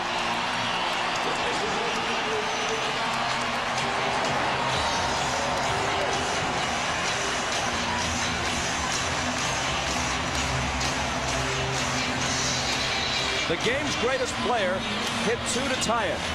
A third-year man out of Georgia Tech, walked to the line at the other end of the floor and hit 2 to give his team the lead. Mark Jackson is their starter, but the important minutes in the fourth quarter throughout this series have been played by Travis Best, at least after they got through with the first couple of games in Chicago. So they start with Jackson, but they save their best for last. Bob, one of the things that's going to happen here, you know that the Bulls are going to try to get something going to the basket. They're not going to settle for a jump shot unless they just have to. But what happens is you see a Michael Jordan going to the basket or a Pippen, you get sucked in, and that's when you give up that three-point shot. Kerr, Kukoc in the basketball game. So you have to have the discipline, even if you see Michael take that ball to the basket, not to leave one of those open shooters. And Doug, Larry Bird made the decision to bring Derek McKee back into the game to eliminate Jordan's ability to post up on a smaller player. So Jordan may take him outside and use his penetration, but don't be surprised if you see Tony Kukoc with the ball, because Phil Jackson likes to go to him in these situations also. If this goes to a 7th game, obviously Larry Bird's Pacers have a chance to win the whole series.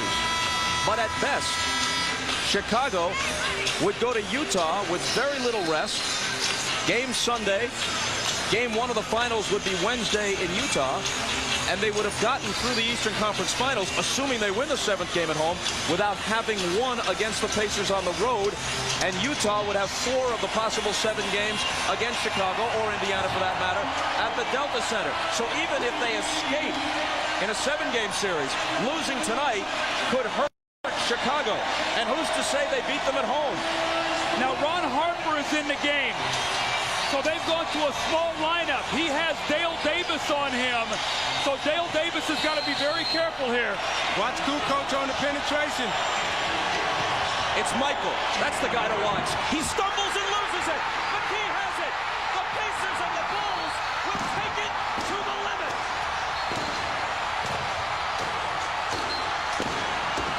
Now wait a second.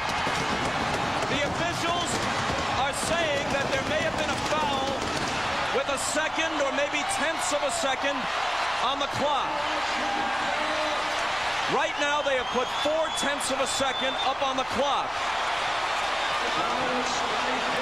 which is not enough time for Chicago anyway to do anything but rebound the ball and fling it to the other end of the floor. I guess they could call a 20-second timeout. Make the first one and miss the second one, so they can't throw a long pass. If he misses the first one, you've got to make sure that you get that three-point lead. I think you're going to see him here try to miss this shot. I would put the points on the board right now. I would not miss. Put the points on the board and end the game. He misses it on purpose. Pippen grabs it, and that will do it.